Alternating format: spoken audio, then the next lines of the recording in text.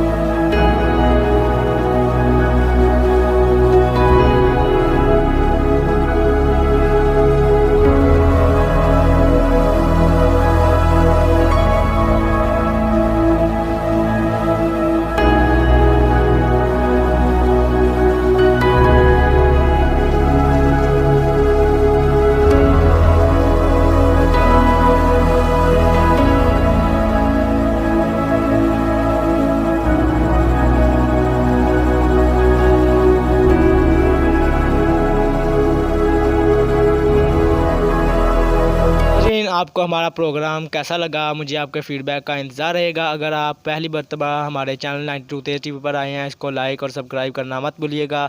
इसी के साथ कामरान जवेद इजाज़त चाहता है। अल्लाह निगहबान। पाकिस्तान जिंदाबाद।